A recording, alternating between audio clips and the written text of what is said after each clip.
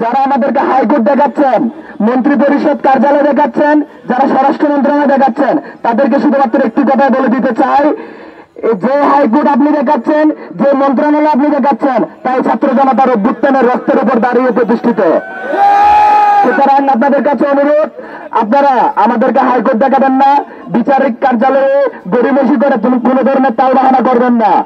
আমরা দ্রুততম সময়ের মধ্যে বিডিআর হত্যাকাণ্ডের বিচার চাই এবং সীমান্তের প্রত্যেকটা খুনের বিচার চাই। আমরা কোনো ধরনের গাছ চাই না যেখানে ইন্ডিয়ান বাহিনী আমাদেরকে খুন করবে আর আমরা সেটা গাছ দিবে দেখবো।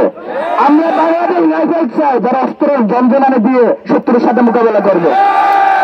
বিচারের নামে বিভিন্ন সময়ে টালবাহানা করেছে।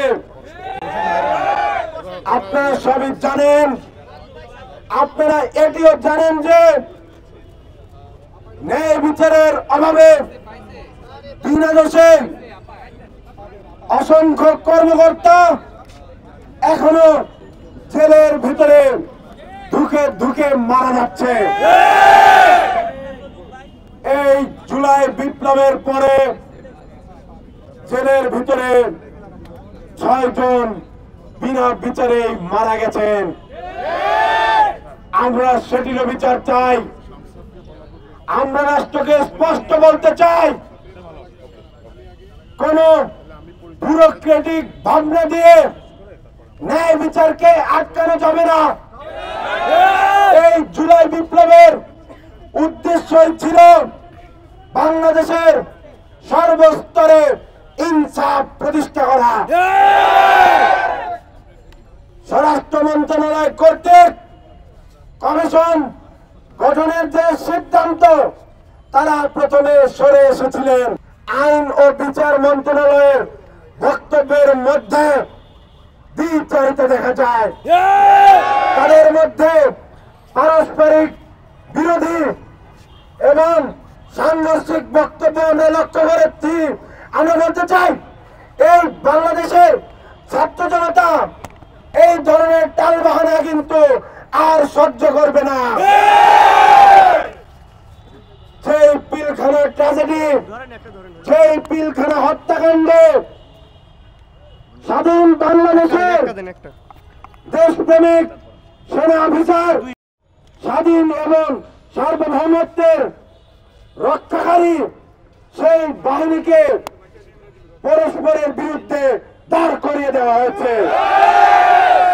যারা জেলের ভিতর নিরপরাধ হওয়া সত্ত্বেও শাস্তি পাচ্ছেন এবং তার মধ্যে অনেকেই আছেন যারা বাংলাদেশের মহান মুক্তিযুদ্ধের প্রতিনিধিত্বকারী মুক্তিযোদ্ধা, তাদেরকে পর্যন্ত বিচারের নামে প্রহসন করে জেলে আটকে রাখা হয়েছে। এই 24-এর গণ অভ্যুত্থানের বছরের এই 17ই ডিসেম্বরে বিজয়ের মাসে দাঁড়িয়ে এর তীব্র নিন্দা জানাচ্ছি।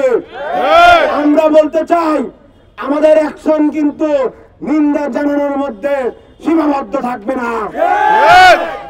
বিচারেও অনেকেই নিরীহ প্রমাণিত হওয়া সত্ত্বেও আজ পর্যন্ত তারা জেলে আছে। এছাড়াও সব থেকে বেশি যেটা খারাপ দুঃখজনক বিষয়, সেটা হচ্ছে বিডিআর এর বাংলাদেশের সমস্ত সেক্টরে, সমস্ত ব্যাটালিয়নে পরিকল্পিতভাবে দ্বিতীয় দিন জুড়ে একটা অভ্যুত্থানের বা একটা অসন্তোষ সৃষ্টির একটা প্ররোচনা চলে, যেটাতে অনেক সংখ্যক সৈনিককেও এবং সকল পদবীর বিডিআর সদস্যকে ইনভলভ করা হয়। মূল যে পরিকল্পনা ছিল এই বাহিনীকে ধ্বংস করা, সেটার কার্যক্রম হিসেবে ব্যাপক সংখ্যক সদস্যকে বিচারের আওতায় আনা হয় এবং তারা সত্যিকারের এই ভুয়া বিচারেও নিরীহ প্রমাণিত হওয়া সত্ত্বেও আজ পর্যন্ত তারা জেলে রয়েছে।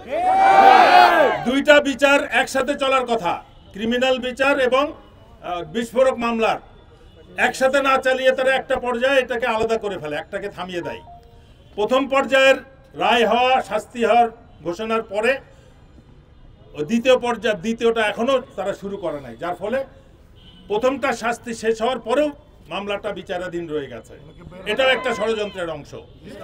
এই প্রক্রিয়ায় যারা ভিতরে সত্যিকার ঘটনা জানে প্রথম পর্যায়ে যারা জিনিসটা লুকানোর চেষ্টা করেছে, যখন তাদের শাস্তি হয়েছে তারা অনেকেই সত্য কথা বলার জন্য প্রস্তুত ছিল।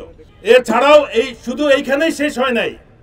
এই বিডিআর হত্যায় যারা যে সমস্ত অফিসাররা সেনাবাহিনীর যারা সহকর্মী ছিল আমাদের মতো, তারা যারা এটার বিরোধিতা করেছে বা বিভিন্ন কথাবার্তা বলেছে, তাদেরকে এর পরবর্তী পর্যায়ে শাস্তির আওতায় আনা হয়েছে।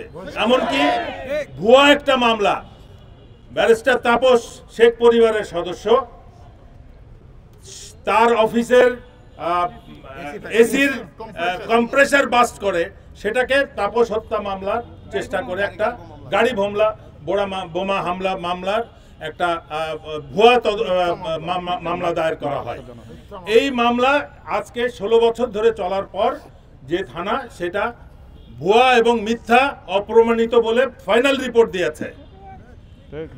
যাদের বিরুদ্ধে অভিযোগ করা হয়েছে তাদের বিরুদ্ধে অভিযোগ থেকে অব্যাহতি দেওয়া হয়েছে।